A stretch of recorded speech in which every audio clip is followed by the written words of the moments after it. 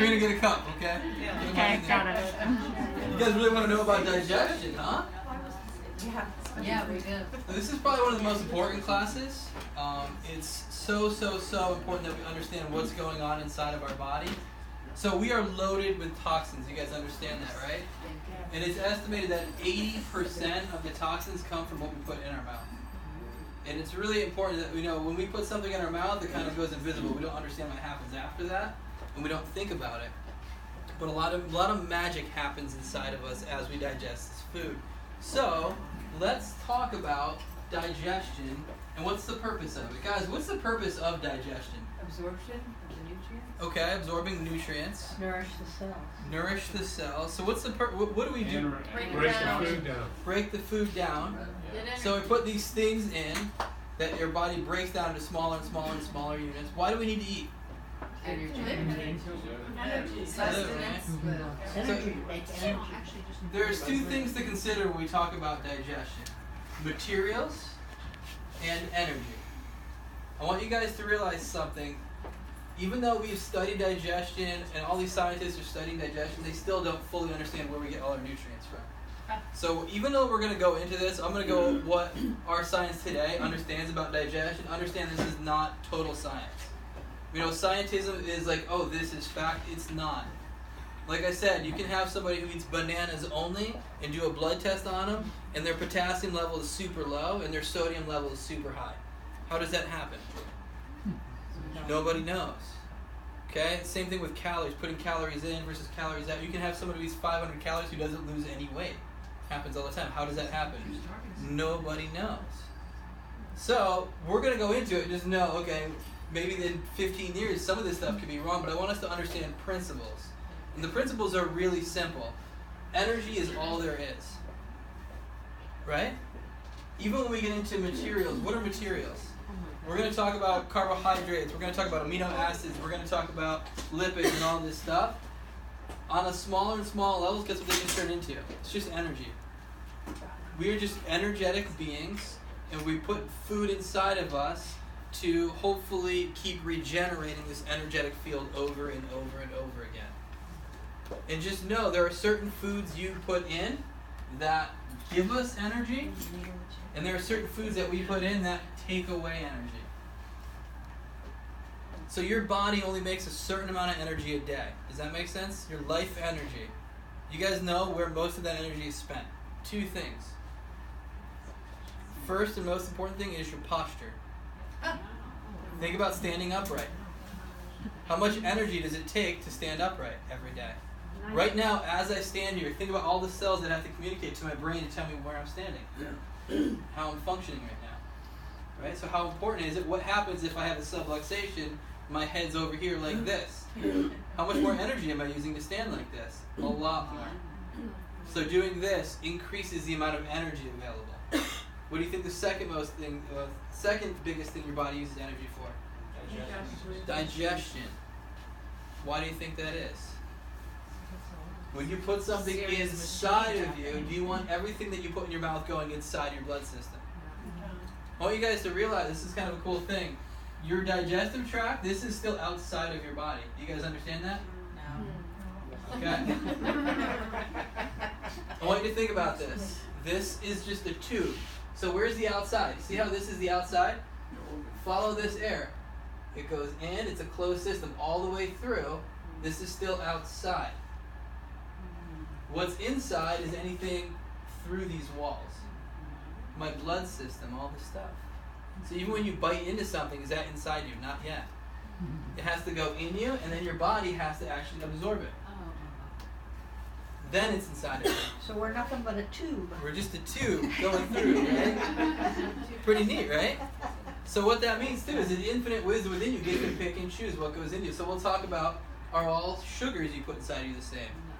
Right? If you eat fruit, oh my God, there's sugar inside of fruit. Does the sugar enter your bloodstream? Yeah.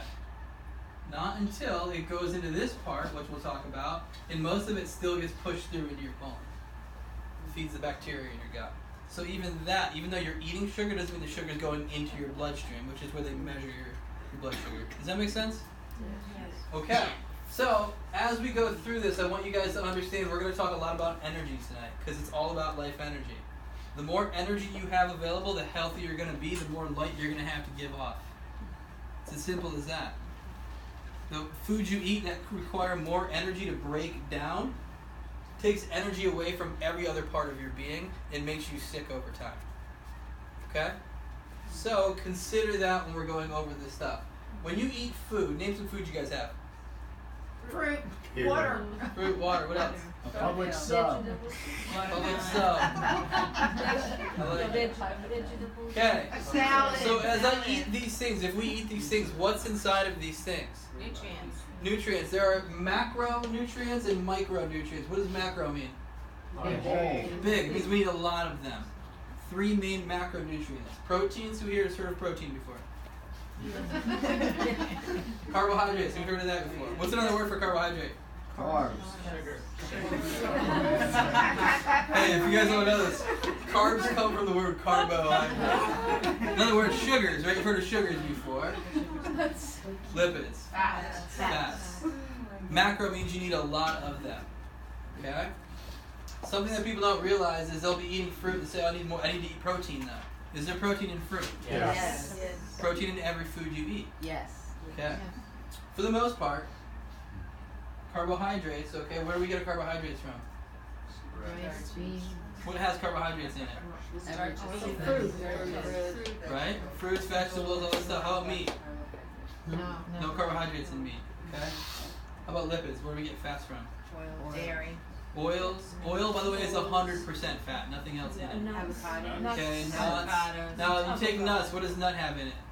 Does a nut have carbohydrate? Protein. Fat. And protein. Yeah. Most foods have a combo of all 3 of these. Okay? You may have heard of, we did a talk one time called 80-10-10. Oh, yeah.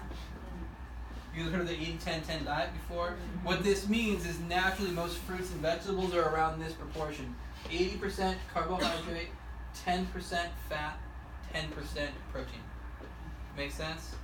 Okay, so all foods have it. Let's just understand that. So when something is a whole food, that's what it means. It means it has all of these nutrients in it. Is meat a whole food? No. Can't be. It doesn't have carbohydrate in it. And then we got these things called micronutrients. Micro means little. You need very, very little of these in your diet. So the micronutrients are things like vitamins. Okay, minerals. What's a mineral? Magnesium. Yeah, anything that's on the periodic table. Calcium, magnesium, things like that, okay? Phytochemicals. Anyone know what phytochemicals are? Anyone know what phyto means? Light. So phyto means plant. Okay? Plant chemicals. So these are things that you get from plants. Guess what? There are over 4,000 of them they've identified. There's way more. They're finding new ones every day. Only about 150 of them have been studied. And these are the things that are killing cancer inside of people, making cells indestructible, super antioxidants that we don't even know about. So how many of these things we have no clue that exist, right? And then we got antioxidants. What are antioxidants? Good stuff. Blueberry. Yeah. So put it this way, you have these things called free radicals. You've all heard of free radicals, right? They're pretty nasty. They lost an electron, so they have this positive charge. They're looking to steal electrons off of anything inside your body. They essentially cause rusting and decay inside your body. So the more you have of these, the bad. The answer to that is something called an antioxidant. It's got negative charges to balance them and get them out of your body. So vitamin C, you've heard of vitamin C? It's got 5 negative charges. Huh. Pretty powerful, right? So your liver, that beautiful drawing right there, produces something called glutathione. How many negative charges are in that? About 1 million. 16. Pretty crazy, right? So guys, you guys have heard of coenzyme Q10? It's got 1 million negative charges on it. Wow. The most powerful antioxidants are made inside of you. But how do we make them? By eating this stuff and breaking down, eating whole foods. So you make CoQ10 by eating all that stuff inside yourself? Yep. Why do you need to take it? Let me ask you, do you need to take it? Now we live in a world where we don't eat whole foods. Right. And you don't get all your nutrition. Right. So people look for the outside. This is where the idea of vitamins came from. Why do you take vitamins? Why do you need a multivitamin? Right. If you're eating a whole diet, do you need a multivitamin? No, No. it's not. Absolutely not, right? But does our soil still contain nutrients? Some say yes, some say no. There's really no evidence to suggest no. You know, but so, there's some arguments to say yeah, it does. But then again, we did a whole talk on this, talking about the energetics of this food. You know, vitamin C inside an orange, for example, energetically is a lot different than when you extract it out. Take it away from all the other energy sources inside of it. So even how it reacts inside of you. So, proteins. What are proteins, guys? What do we use proteins for? Muscle. You know, it's muscle, right? Structure of the body. Anything you see on somebody, their hair, for example, is protein. But really, think of proteins kind of like these Lego buildings, right? You can break them apart into individual Legos. What do we call those? Amino acids. Amino acids. Somebody's very smart. We're all smart in here. So, I want you guys to understand something. We can either eat things that have proteins, meaning they're all linked together, or we can eat things that have just the Lego blocks themselves, separated. Which one's going to require more energy? The protein. The protein, right? If I have a whole Lego, put it this way. I can't absorb anything into my body unless it's very, very, very small. Unless it's an amino acid, we'll talk about this, a simple sugar, or a fatty acid chain. A fatty acid. Really, really small things. So I can't absorb proteins inside of me. So if I'm eating a whole protein, what does my body have to do? Break it down. How do I do that? I have to use a lot of energy to do that. So I have to use energy, break the stuff down into Lego pieces, put it into my body, then reassemble the Lego pieces. Versus, let me just eat the Lego pieces. Do I have to put a lot of energy into breaking it down? It's already broken down for me. I just have to absorb it and put it together. So what foods do you eat that have proteins in whole form? Meat. This is your animal product, right? This is what you're doing. You're eating their structure, right? How about amino acids? These are your plants. Your fruits and your vegetables are having free amino acids inside of them. Pretty neat, right? Carbohydrates. Sugars. Can you guys name some sugars? Bread. Honey. Glucose. Sucrose. Vegan ice cream. Carbohydrates, Fructose. sugars, or sugar. So let's talk about it this way. What our body uses, the most basic structure, is something called glucose. You've all heard of glucose before, right? I'm going to draw it like a ring. It's a 6 carbon ring, like that. It's called a monosaccharide. What happens if I link two of them together? What do you call that? Yeah, this is called a disaccharide, and then you add another one to it. Yeah, or a polysaccharide. Somewhere. Right? Nailed it. What are those? Does that make sense to you guys? Yes. You also have another simple sugar called fructose. Instead of 6, it's 5. Where do you get fructose from? Fruit, right? Now fructose will get turned into glucose as well inside your liver and things like that. But I want you guys to A understand. different kind of sugar, right? Yeah, and again, even with fructose, nobody knows what's going on. I'm telling you, no one knows what's going on. They'll say, oh, fructose goes into your liver and then it's transformed into glucose. And then it's used. But yet you have fructose receptors on cells inside your brain. Or you have fructose receptors, for example, in your sex organs. So you know when you eat fructose, it actually is what gives energy to sperm cells, for example. So even though they say, oh, it just goes here and gets converted, obviously there's not complete truth in that. We know there's fructose going throughout your bloodstream. Yeah, Joey. Why the population going up so much is like high fructose corn syrup?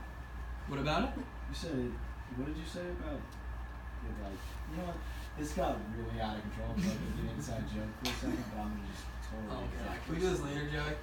I got a lot of information to Come cover. on, do your thing. Okay. So essentially, when we eat carbohydrates, right, you have simple carbs. What does a simple carb mean? It breaks down. It's already broken. It's already broken down. You eat things that already have things that are in these little, and that's it. It's by themselves. Just little glucose molecules by themselves. What foods have that in it? Fruit and vegetables. And then you have complex carbs. What does that mean? It means everything's linked together in these long chains. Starches. So these are your starches. That's going to be like your potatoes, your rice, your pasta, your breads, things like that. Make sense? Which one is easier to break down? Fruits and vegetables. Okay. Fruit and vegetables. So, now there is a theory. Let me share one theory. Anyone know why we might have bigger brains or we might be smarter? We use more energy in our brains than any other animal. So, some people used to say, oh, it's because we ate meat. Right. We had all this protein in meat. But there are carnivores out there. So if that was the case, you'd have really smart lions and tigers and things Yeah, like that right. too, Who right? said they're not? What makes us unique is we're the only animal that does what with our food? Cook it. We cook it, right? Did you guys know something really neat about starches? They're the only food the energy actually increases when you cook it.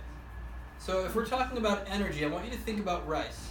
What does rice look like when it's uncooked? How about when you cook it? How much more Soft and vibrant, yummy. white? You see that like glow coming out of it? It releases all this energy. And the good thing about complex carbs is you have so much energy inside of there. Your brain's running off all these carbohydrates. Does that make sense? So some people say, wow, it's because we started cooking foods that allowed, or started cooking starches. We're the only animal that really eats these starches like that.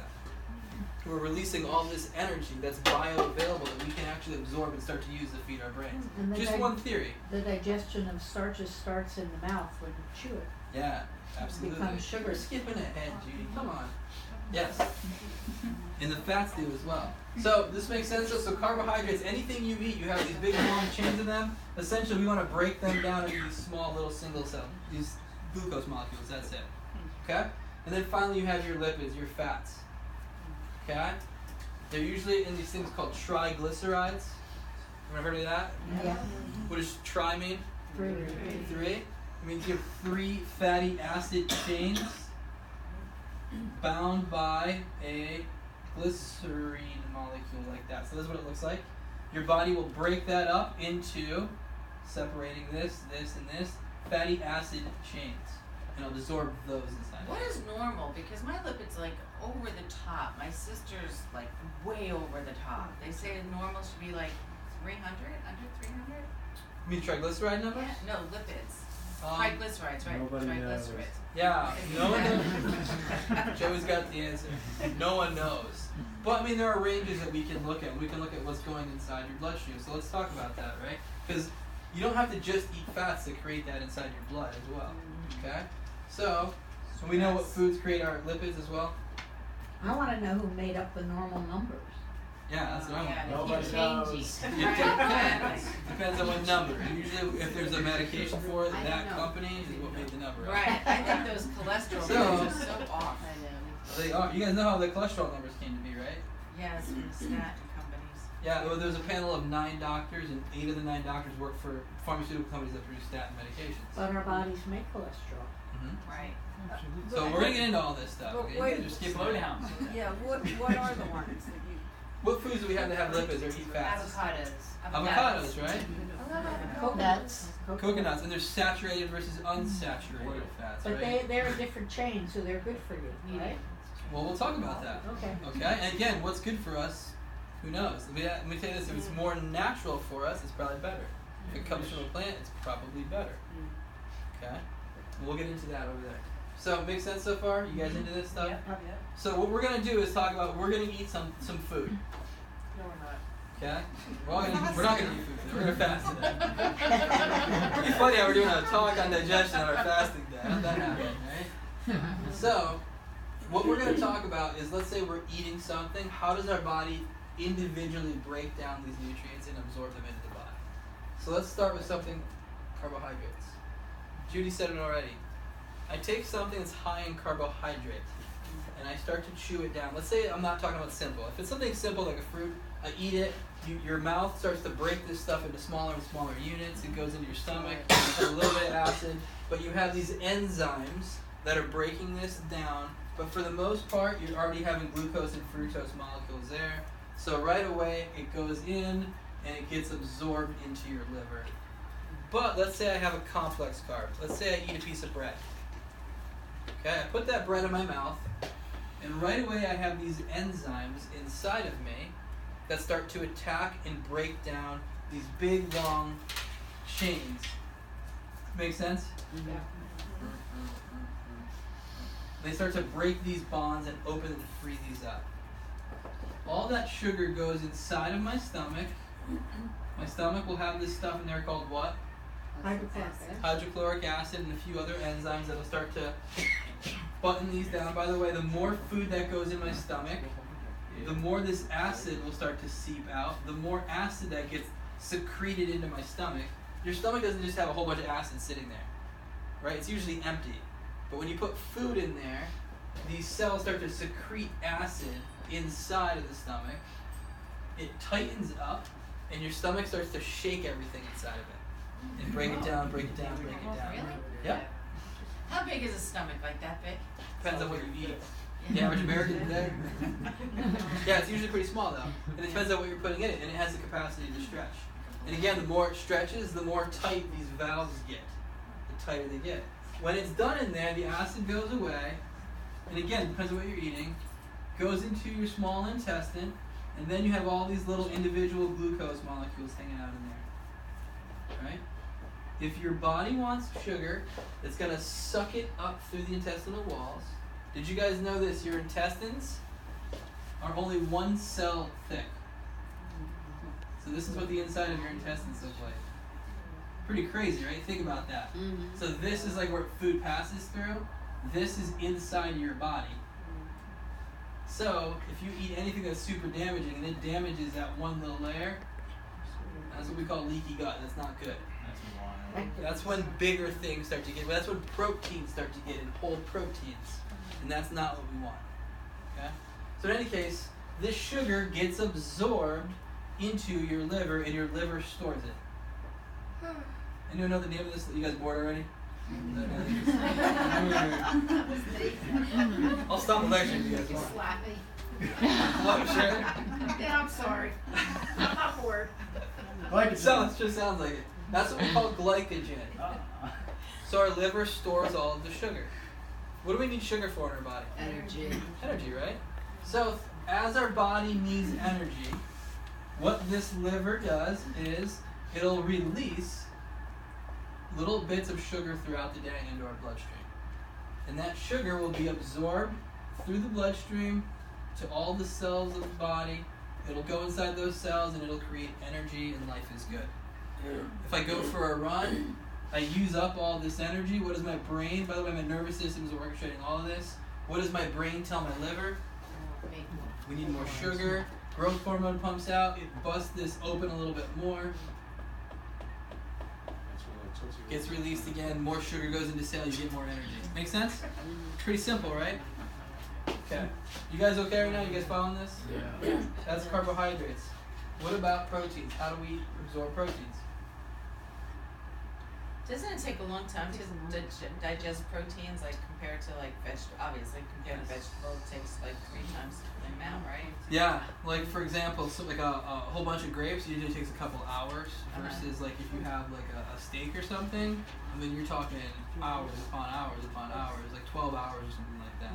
Because what does your body have to do? You're talking about simple carbohydrates going in, breaking down, versus a whole bunch of really complex proteins that your body has to break All down. that muscle. Yeah. So here's the deal, and this is where it gets stored. Remember, when you eat sugar or a piece of bread, where does digestion start? In your mouth, your saliva. When you eat something with a lot of protein in it, where does digestion start? Stomach acid down here. So it doesn't really break down until it gets in there. You guys can do this. There's a really cool video on YouTube where a guy takes an apple and a guy takes some meat, like a cheeseburger or something like that, and he puts them both in hydrochloric acid for hours and hours and hours. And you see the difference of what happens, what comes out of there. One looks like syrup, really easy. One looks like black tar and sludge. Okay? Can I say something? Yeah. With regard to that, I actually had a lecture by a chiropractor a long time ago, and he said not to eat fruit after you eat a meal because the fruit will digest faster or doesn't really all digest in the stomach.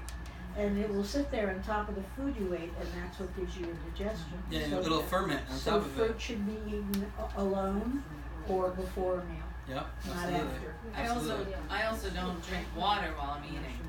Right? Because You want Just dilutes to everything. break Dilutes down the solids. acid. Yeah. So guys, I want you to realize something too. What Judy's saying here too. And this is another point to talk about. The average American wakes up and what do we eat? Breakfast. What do you have? Bacon, eggs, and all this stuff in the morning, right? That stuff is sitting inside of you. And then we're taught to eat less or eat throughout the day and snack throughout the day. Continuously, not give our digestion system a Yeah. chance to, like. So here's the thing. If you're adding new food in the stomach before this is fully broken, it's got to digest that new stuff. And that new stuff. And that new stuff. So it's not uncommon for this to not release the entire day, and you're just filling your stomach up. And then finally you go to bed at night, you start to release everything. And then you wake up and you have your one bowel movement a day. I mean, a lot of people are like, oh, I go to the bathroom every morning. That's it. You know? They're not really emptying their bowels throughout the day multiple times, okay? So, let's get into proteins. You have your proteins, they go in here, they go inside this sac, they break down into amino acids, they go in here, and again, they go throughout your bloodstream as well. Your body will absorb the amino acids that it wants to, and it'll go and hang out inside of your liver. Your liver will take these little Lego blocks and put them together any way they want to. Okay, makes little proteins, makes hormones, makes antioxidants.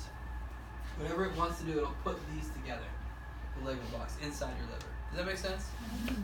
Okay. Finally, fats. How does your body break down fats? Where does fat breakdown happen? These triglycerides, where do they start to break down? On my ass. Sorry.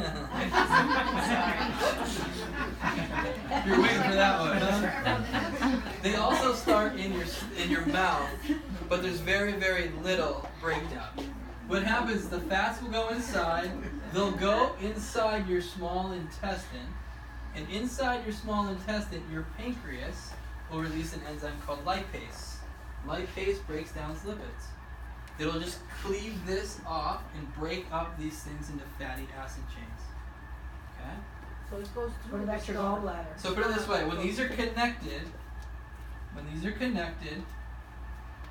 it's too big to go through this area.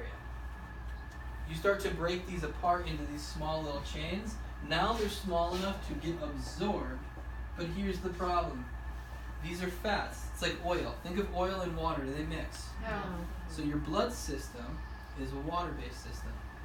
You also have a fat-based system inside it. It's called your lymphatic system. So what'll happen, instead of it absorbing into your blood system, guess where it gets absorbed? Into your lymphatic system. So it'll go a whole different route, and then it'll link back up with your blood system later on. So when you eat a meal high in fats, and your body's absorbing fats, it doesn't just go to your liver right away. It actually gets dumped into your blood system about a day later.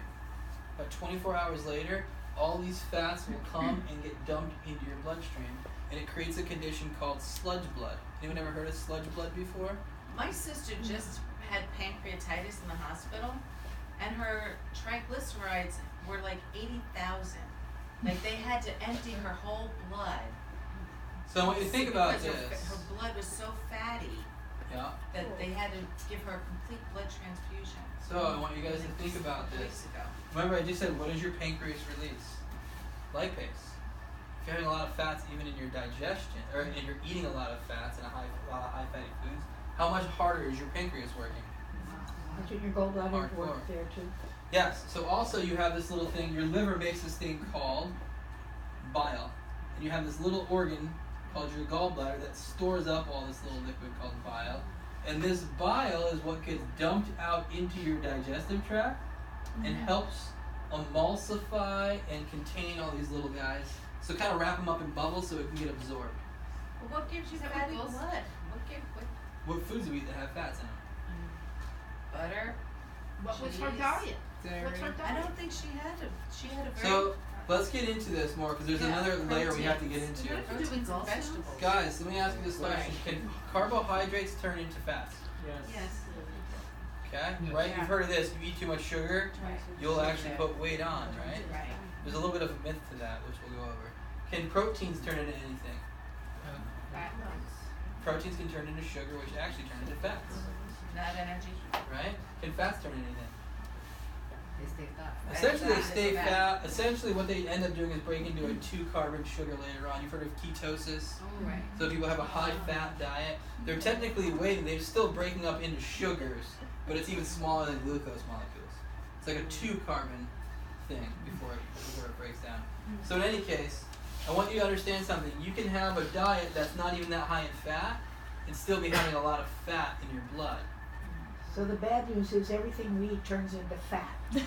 Yes. So that's why we're fasting. No, just kidding. Well, my son was born, they said that he had very high cholesterol.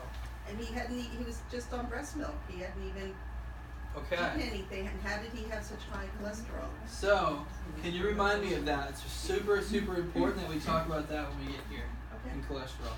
Okay? So, let's get into some more particulars here. This is the basics of digestion. Pretty easy to understand, right? We put this complex stuff in, our body's going to break it down. And I want you to understand something. If I'm eating, let's go to the average American meal. What's the average American have for breakfast? Either cold Bacon, cereal with eggs, milk or toast cold with cereal butter. with milk. So, White sugar. I want you guys to understand this concept too. Most animals, when they eat a food, do they combine a whole bunch of foods together? No. No. We're the only thing on planet Earth that does that. Okay? Every other animal just goes out and they eat berries and that's it. Or they eat an antler or something, that's it, right? So, but what I'm saying is you eat one thing and one thing only and it breaks down. How easy is that for your body to understand? Easy. Better. Now, anyone ever read the ingredients to anything that's processed or packaged? Horrible. I mean, how much stuff is inside of that?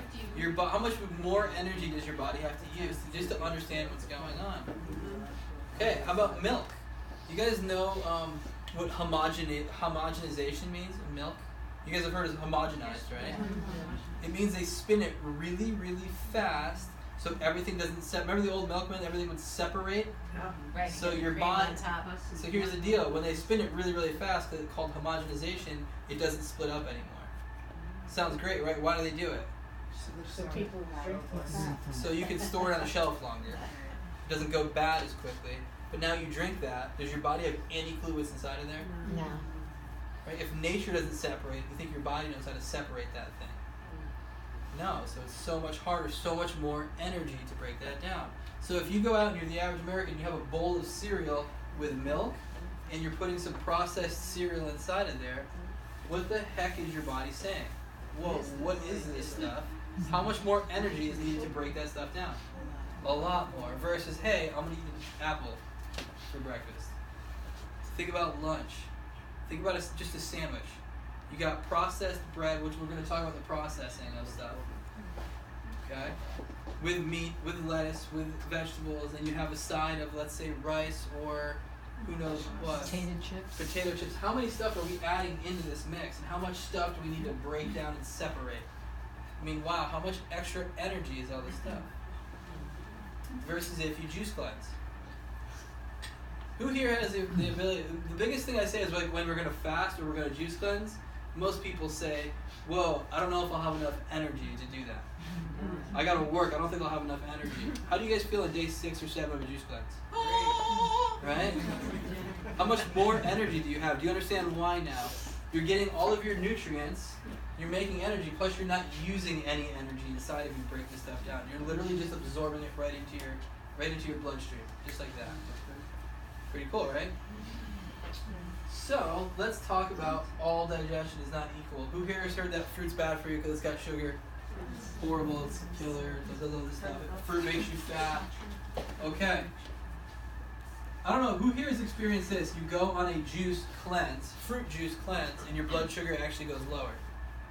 People experience that?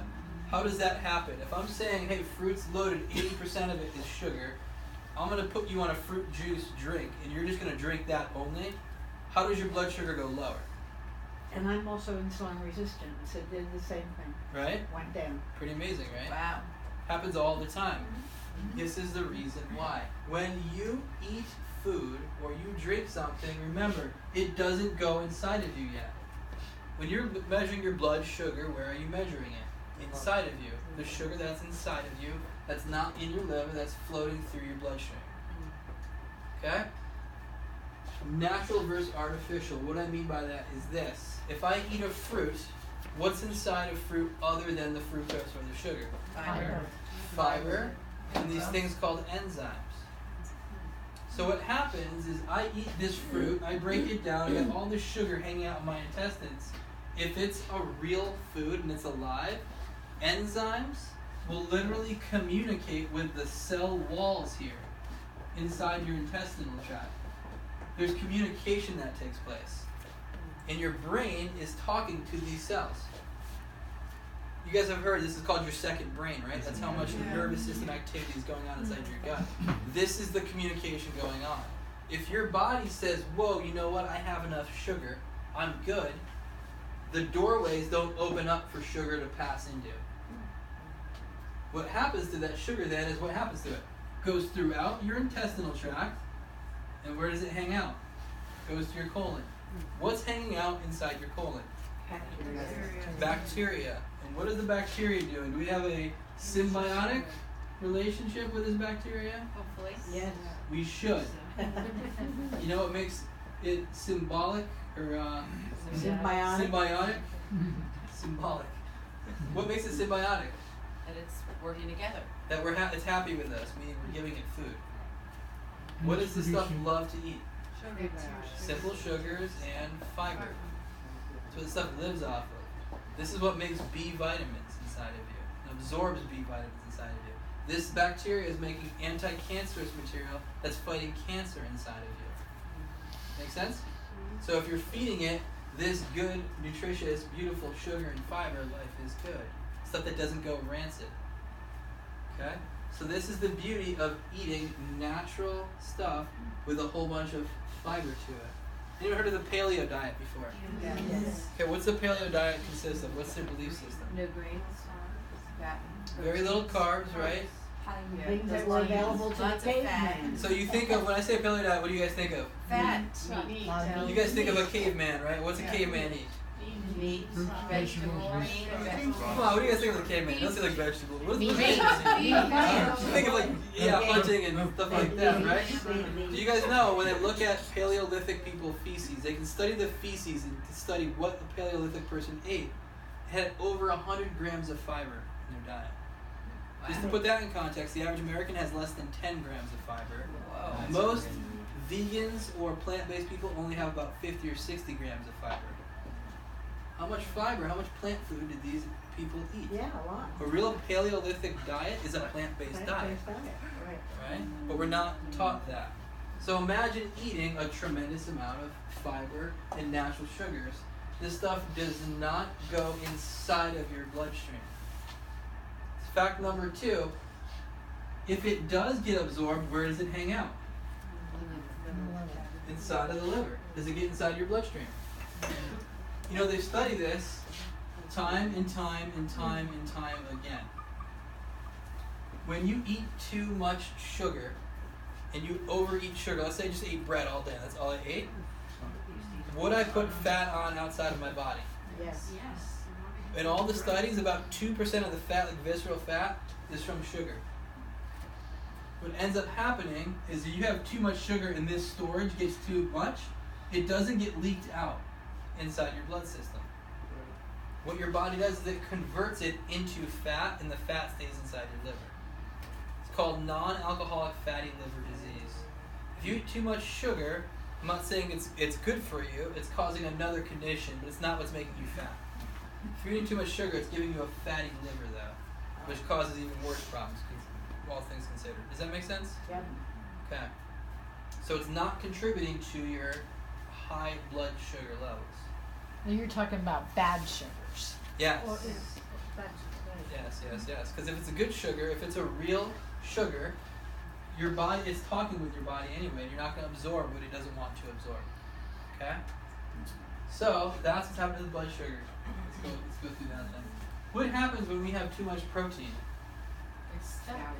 By the way, protein takes a lot of energy to break down, right? Here's the other thing with protein. Okay, you have to break this up into amino acids. If you have too much protein, do you guys ever wonder what happens to the extra protein? makes your kidneys work hard. Yes. So here's the deal. With this protein, you have something called nitrogen attached to it. All amino acids have nitrogen.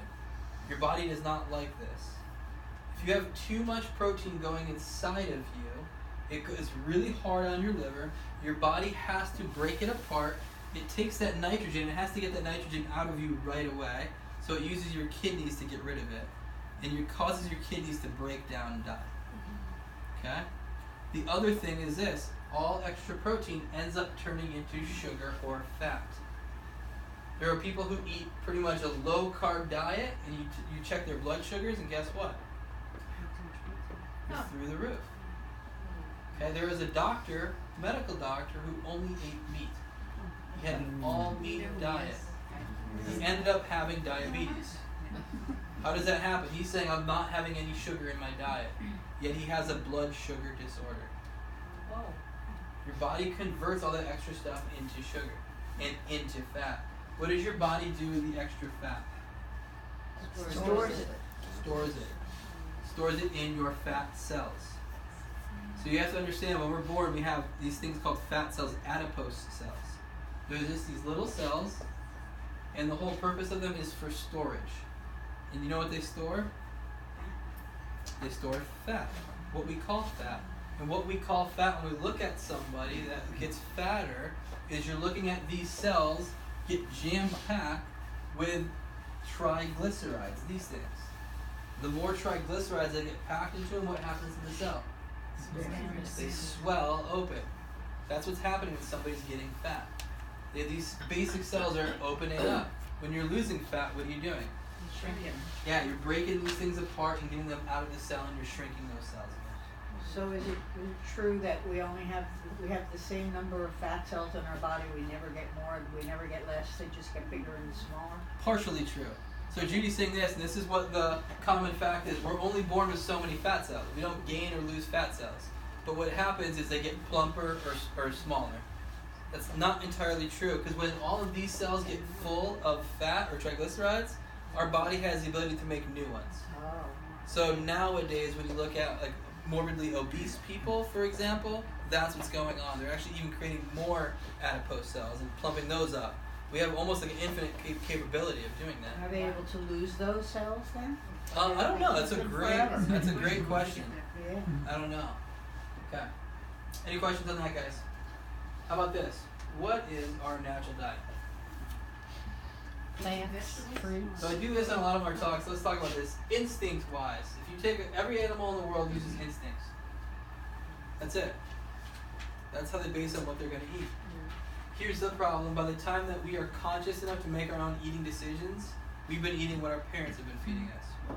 We have a lot of addictions. So let's go back to kids. If you have a room full of kids and you give them a choice between dead decaying meat, worms, a bunch of grains, a bunch of seeds, a bunch of vegetables, a bunch of fruit, what are the kids going to eat? Fruit. 100% of the time, right? So why do we choose the fruit? It's our instincts to eat that. You put other animals in that room, they're going to pick other different things. We are designed, our instincts are to like sweet, vibrant looking things. Us and the great apes have the eyesight to see the vibrant colors. Other animals don't see vibrant colors. We have the senses to smell what fruits smell like too. Does that make sense? So we are so attracted to fruit. Okay, anatomically, what's our closest relative? Monkeys. The apes, the great apes. They're are called frugivores. Okay, they like fruit. We have almost a very similar anatomy to them. Our teeth, these are not canines to bite into meat. What are they for? Chewing. Yeah, piercing the flesh of fruit. They're excellent for that. How do you get fruit down from a tree? Pull it. You have to pull it. You guys notice most fruit fits in your hand perfectly. Speaking of, how's those avocados? Guys, think about a wolf. How does a wolf get like an apple off a tree? Doesn't wait for it to fall. Why do we have these hands to pick fruit perfectly? You guys see that video of that chimp with all the oranges, carrying the oranges away? He's got like his feet in his hands and everything. It's funny. Okay, anatomically we are built for fruit. Okay, is fruit a whole food? Yes. Do all the fruits have proteins, carbohydrates, lipids in it? Yes. Do they have the vitamins and minerals, phytochemicals, Yes. and antioxidants? Yes. Some of this stuff we don't even understand what's inside of there. Okay, makes sense? For herbivores, why did trying to tell us we're omnivores when we're actually herbivores. We're actually frugivores. Yeah, it goes even more specific than that. We're actually frugivores because we're not actually an herbivore either. Herbivores would be something like a cow. They have like 4 stomachs. They break down all this stuff, right? Yeah, it goes even more specific, right? So it gets even more and more refined. Some people say we're starchivores. We're here to eat starches, you know? And there's some argument, and I don't really care which way you go with it. I want you guys to understand the basic principles of this stuff, though, from an energy perspective. How about physiologically? Did you guys know all carnivores, things that eat meat, make their own vitamin C? Right? So your dog, if you have a dog or cat, you don't need to feed them vitamin C, they make it themselves in their liver. Do we make vitamin C? Probably not. Where do we get vitamin C? Fruit. Right? So it means we have to eat fruit in order to get this stuff. Okay? Uricase. All animals produce this thing called uric acid. Anyone heard of uric acid before? Yeah. Okay. This stuff is the poisons we want to get out of us. And we get it through our urine. So here's the deal. If I'm eating another animal, the flesh of an animal, I'm also eating uric acid because they are an animal, they have a certain amount of uric acid in them. So if I'm a carnivore, we all have an enzyme. Remember how I said we have enzymes that break up fats called like lipase, for example. All carnivores have something called uricase. What do you think uricase does? Breaks down uric acid. So if I'm a carnivore and I eat the meat of another animal, or the flesh, and by the way, usually you eat the organ meats, that's what you would eat if you were a carnivore. You put that inside of you, you have this thing called uricase that breaks down the uric acid and gets it out of your system. We don't make uricase. So what do? We absorb that uric acid, not good, and our body has to put out the fire. This is acidic, obviously. So how does our body buffer that system? Meaning this, my blood is always a little bit alkaline, right? My blood is always like a 7.3, 7.4 pH. If I'm putting a whole bunch of acid in it, what happens to the pH of my blood? It's lower. It's more acidic. But luckily, we would die if we did that, so our body balances us. Steals calcium from the bones. So it takes calcium from your bones, leaches calcium away from your bones, puts it into your blood system, and then it combines with the uric acid and it makes uric acid crystals. Those little tiny jagged crystals will settle in your joints, causes inflammation in your joints. It's what we call arthritis. Or it falls into other places like your toe, and then you call it gout. Kidney stones. Yeah, and then when your body's getting it out, it'll go into your kidneys and it'll congeal inside your kidneys and reform bone again. And that's what a kidney stone is. Okay, makes sense? What forms gallstones? What's that? Yeah, what forms? Yeah, people can prevent getting gallbladder taken out and stuff. Sometimes. Yeah, So what they absolutely. eat. Absolutely, yes. Does that so is that Yes. forms mucus too in the body? So we'll talk about mucus in a second here. Okay? Yeah, that's okay. Right there, mucus. Okay. Chemically, meaning this, everything you put in your body turns to acids or it turns to alkalines. Our body is suited for alkalinity, and turning things into alkalinity. What foods turn into acids when you eat them? Beef, dairy. Dairy, Animal eggs, products. all animal products, processed foods, alcohol, coffee, what else? Grains, most Meat. grains do. Okay. What turns alkaline? Vegetables. Greens, Celery. vegetables. Apples. Most fruits. teas are very alkaline. Not Ginger. Oh, A lot of seeds are. Some nuts are. Some nuts are, depending on the nut. And again, you start to go on this fine line of. And then energetically, there was a physicist who became deathly ill. He was gonna die, and he became vegetarian, and his life came back. And he decided to devote his life to measuring the energy of food. Remember, this is all about energy. The more energy we have available, the healthier we are. And what he found, if you have this scale right here, what he found was this sweet spot. All humans hang out at about 6,500 angstroms, so frequency. And there are certain foods, if they're below 5,000 frequency, the frequency of them is lower, it drains life away from you. And if it's higher than that, it actually gives you energy in life. Makes sense, right? Yeah. So what foods have no energy to them? Meat, dairy. So meat and dairy still have a little bit of life energy to them. Processed. Processed food is completely dead. If you buy anything that's in a can or that's in a package, it's dead. It's draining life from you. So there's a lot of people who are like, oh, I'm vegan, but what are they eating all day long? Just packaged, processed, nasty foods, right? 2000 is where our dairy and our meat and our eggs hang out at. Okay? Think about how dense they are in terms of energy. How dead is a hunk of meat, right? Not very vibrant looking, is it? Okay, around 5,000 is when you start to get your cooked vegetables. When you cook any other food other than starches, what happens to the energy? Decreases. Okay? Most starches are around 3,000 until you cook them. And then they jump up to over 7,000. So actually, if you have cooked potatoes, or if you have cooked rice, things like that, you're actually increasing the energy. Argument for the Starchivores. And then you have your vegetables, and then you know what the highest vibration of all is? Fruit. You guys got it. Tropical fruit. Tropical. Highest vibration of them all. Think of a pineapple. How vibrant does a pineapple look? Right? You actually get energy when you eat this food. You must get some of that from the sun.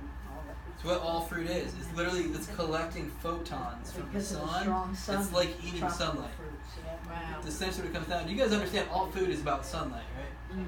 Oranges, All food is energy, lemons, grapefruits. right? Even when we eat animal product, they're eating the Mangoes. grass, which creates energy from the sunlight. It's all about sunlight. It's all about collecting energy inside of you. Pretty cool, right? So, based on this, guys, what's our most natural diet we can eat? Fruit. Yeah, tons of fruit. Should be eating the thing we eat the most, followed by vegetables, then followed by starches. And that's where I would start with most people. Start with a starchivore diet and transition more and more to more and more raw if you can. Make sense? Do I eat 100% raw, only fruit? No, I'm not there yet. I've been doing it for a couple of years now. Okay? So it takes time. Doing these fasts, these detoxes really help out and get us cleaner and cleaner and cleaner every time we go through. Yes? So I've been trying raw for a while, and for some reason, midday my stomach will really hurt from just eating like fruit. Yes. Is that? And I've like listened, like I won't mono-meal, like I won't fruit combine, but like my stomach just like, feels Yeah. like I feel like very acidic. Yeah, so there's a lot of healing that goes on with this stuff. This is what I warn people. There's a guy named Arnold Ehret. I don't know if you've heard of him. I would totally read his book called Rational Fasting because he talks a lot about transition diets. So a lot of people, they'll go from like a diet maybe here all the way up here right away. And think about from an energy standpoint, think about the frequency change. It's a lot on your body. There's a lot of healing your body has to go through. So sometimes it's easier to kind of sit in that starch, that cooked food world for a Yeah, little like bit. Did you say I'll the crave name? rice or something. Right. What's the after. name of the book? Right. The Rational Fasting. It's free online too. What was the writer? Arnold Ehret.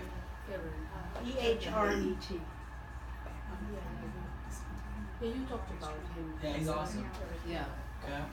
So guys, when you're transitioning, guys, let me finish going through this because I know some people probably want to get out of here, but I want you guys to understand there's different ways to get onto a natural diet. There's two schools of thought with it. There's one school of thought is you go slow and steady with it. The first thing you do is you have cooked foods, but you eliminate animal product, you eliminate oil, you eliminate processed foods. What does that leave you with? It leaves you with a lot of cooked starches, vegetables, raw fruits, and veggies. So even if you have cooked vegetables, it's okay, right? You live there for a while. And then after a time, you keep doing your detoxes, your fast, you push along a little bit. Then you start finding yourself just tuning into your own energy. The cooked foods will actually start to bring you down in energy, and you'll feel that.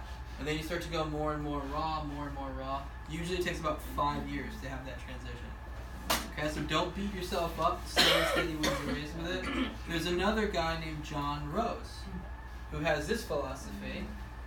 He was a big juice cleanser, juice faster. And he did a couple of them. By the time he was 40, he was a raw foodist for years and years and years. By the time he was 40, he's like, I'm going to go on a juice cleanse. I'm just going to juice until nothing comes out of me except juice. Meaning I'm so clean, I smell like juice, I just feel like juice, like flour. So he goes on this juice cleanse, and he's done many of them. And again, he's been a raw foodist for years. It took him 90 days. And 90 days, finally, no more excrement, totally clean. But you know what happened in those 90 days? Every single craving he ever had for bad food completely vanished. Totally healed up. And his argument is, a lot of people, they want to go raw, but they start to eat, they go from 10 grams of fiber, maybe 20, to a ton of fiber all of a sudden. And it tears up their stomach, their intestines, their body can't handle it yet.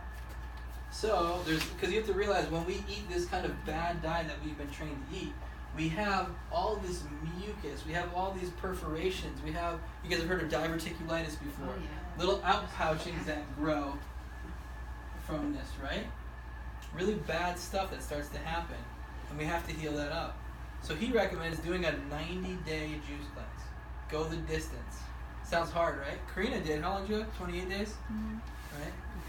So you can go the distance after usually about 5 or 6 days. You get into this rhythm where you feel like you can go, you can go, you can go. So it's not as hard as it sounds if you can survive the first 6 days. What he looked like before and after. I mean, the guy's pretty ripped. You can look online right now. He's like in his 60s, and he's pretty ripped right now. Yeah. And he was always pretty thin, pretty fit. Right. He was a pro tennis player, actually. Yeah. But it's pretty amazing that something like that can have so much excrement still inside of that person. So now think of the person who is 50, who's had a horrible diet their whole life, and they do a 3-day juice cleanse. They're like, oh, how come I'm not healthy yet? So you go. It takes time. Right. So, natural diet. Now here's the thing. What are the consequences of having an abnormal diet? Cancer. Disease. Guys, I want you to understand this thing. If I take, let's go back to this example. If I eat watermelon, or if I eat a handful of grapes, and I put that inside of me, and I chew those grapes down, if I chew, what's left? Water. Literally like a watery, syrupy substance and fiber, without it even going to my stomach yet. That's it. How easy is that for my body to absorb? What you're left with is a fluidy substance that gets absorbed, and this fiber that goes through my system and scrubs me clean. Pretty beautiful, right? That's all fruit. That's all vegetable. Vegetable, a little bit more fiber in there, right? Imagine green leaves going through you, okay? Scrubbing you clean, scrubbing you clean. Now a piece of steak. I chew that steak, does it turn to water? No. That thing goes inside of here. Remember, what does that thing look like pretty soon? Like sludge, like glue that goes inside and binds inside of you, literally turns to glue. And that stuff sticks inside your intestinal tract. Let me change the color. Like tar. And remember, is it alkaline or acidic? Acidic. So it starts to literally sit like glue on side of here. So what does my body do? If I have acids forming here, my body needs to protect it, or else it's going to eat right through me and break it down. So it produces this thing called mucus. Mucus is a protector, right? It actually is protecting you. So your body creates this whole layer of mucus that completely surrounds your intestines. So now you have this layer of mucus around your intestinal walls. Here's the problem. How do you absorb food with a whole bunch of mucus inside? You don't, so you start to interfere with absorption as well. Okay? Also, you start to attract things that like dead decaying material. What inside of you likes dead decaying material? Parasites. Parasites, bacteria, viruses, that's what they're there for. So what does the gut look like of somebody who has a whole bunch of this stuff hanging outside of them? Not too fun, right? By the way, is there any fiber inside of that meat? No. No. You're having less than 10 grams of fiber. What's happening to these guys down here? They're starving. They're not too happy, are they? Okay. By the way, do you guys know the easiest thing you do if you have constipation? It means you have a lot of this gluey-like stuff inside of you. Fruit? Yeah. I check most people who are vegans, they're like, oh yeah, I have no problem going to the bathroom 2-3 times a day.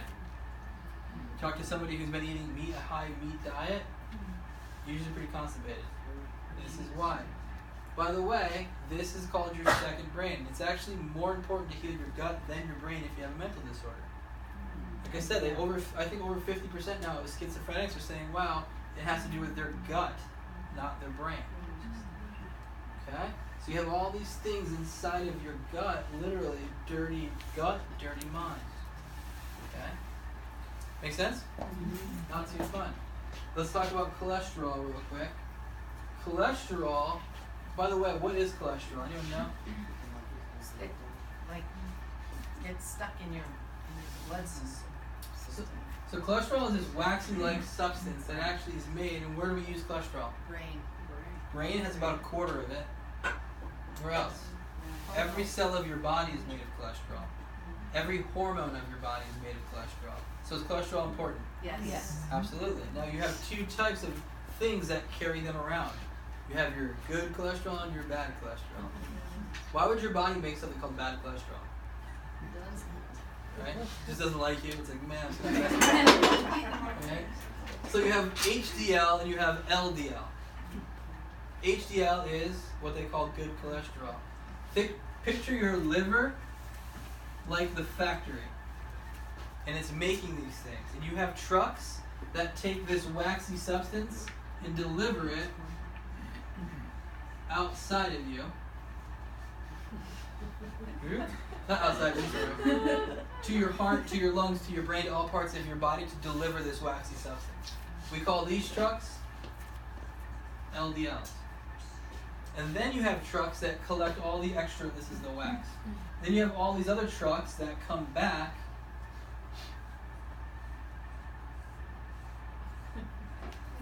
to bring, you like that? To bring all the extra wax back to the liver. You know what we call those? HDL. Those are HDLs. The happy ones and the lousy ones. Yeah. If you don't have these, what happens to your body? Dies pretty quick. The LDLs? Yeah. Because think about LDLs are taking cholesterol from your liver out to the rest of your body. They're bringing cholesterol to your brain so you don't go brain dead. They're bringing all this cholesterol to every cell of your body so they can make hormones. But I thought those were the bad ones. That's what they call them, but they're not bad. Oh. They're there for a reason. They're actually causing all the healing inside of our body. Why would they call them bad? Because these are the ones, if you cut yourself, do you need to heal? Yeah. When you're done, you have a little bit of a scar in there, the scar tissue.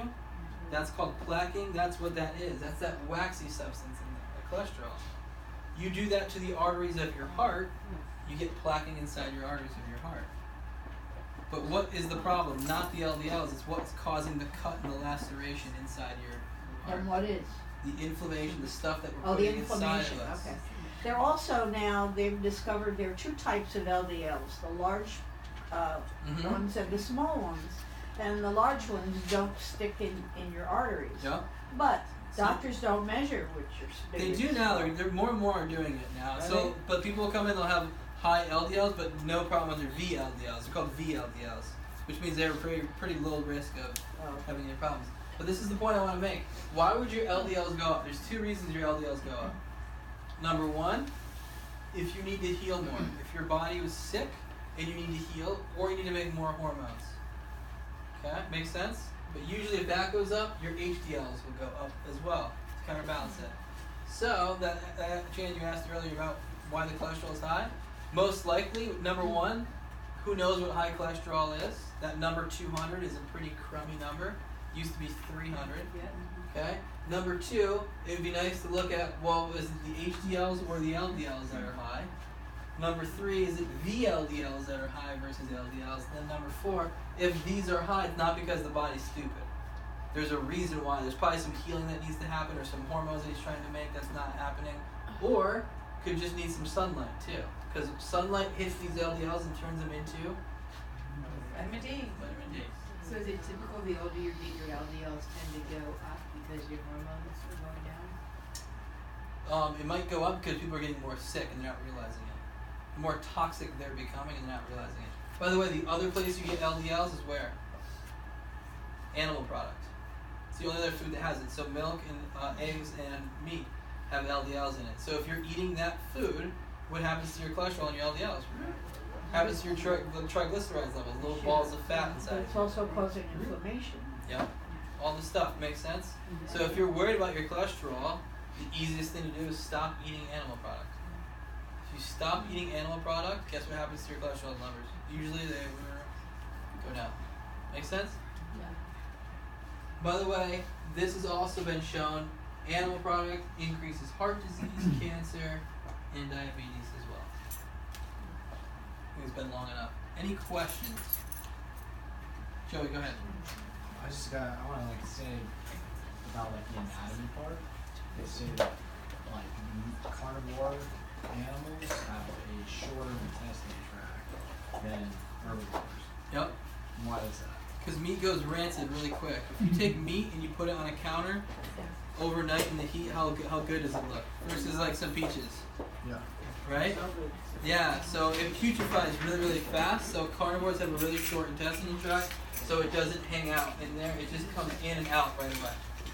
Okay? So, I mean, that goes to show though why we shouldn't eat. Yeah. Right? Because I mean, how long are our intestines compared to lions? Yeah, absolutely. Go ahead, Rita. Yeah, I had I've been wondering about the issue with the meat extract. That is just that reading that might be the reason for many of these diseases. Is that how you? So when you think about leaky gut, that's this thing happening, right? Yeah. This opening up. A couple things do that. You can have acids going through and actually breaking through that cell wall. Also, number two, you know what? You've heard of gluten and gluten sensitivities. Gluten is a protein inside of wheat, right? Yeah. It's a stiffener. So you look at wheat fields back in the day, they would actually fall down. What they've done is they've hybridized it to increase this thing called gluten, so they stand more straight up. They're stiffening. So they can grow more wheat. What happens is that stiffener goes inside of our gut and actually causes stiffening of our intestinal wall, bloats this up and opens that up as well. And then what ends up happening, instead of getting amino acids inside of here, you get proteins. And when you get proteins, for example, if you drink milk and you do this, the protein inside of milk called casein, it mimics the protein on your pancreas. So what ends up happening is your immune system starts to attack that protein, and then it reads it and it says, wow, this pancreas protein looks the same, let's attack that as well. And that's what we call type 1 diabetes. Okay? But is it, so does it take, once you change the diet to this healthy diet, so how long will it take to? Usually on most things does it like heal? 8 to 12 months to heal up some of this stuff. Here's the thing. Still, it's possible to heal. Yeah, absolutely. Same with like if you take antibiotics, right? You take a round of antibiotics, what happens? Kills all your friends down here. Yeah, Right? Then you have to make sure you're eating really healthy stuff. It takes about a year to regrow that. Every round of antibiotics it takes. So does that mean that not non-genetically modified wheat wouldn't have like those Yeah, like less gluten for molecules? sure. Yeah. Oh.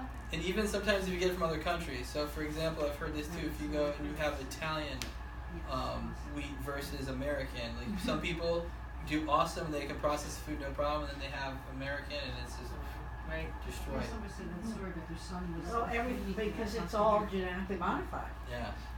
All corn is genetically modified. Anybody shouldn't eat corn. Hey guys, couple things. Number one, Breakfast Talk Saturday. If you guys know any friends or family, please let them know. And then, number two, we're going to have a special little treat here. We have Cecilia here tonight. She's going to close it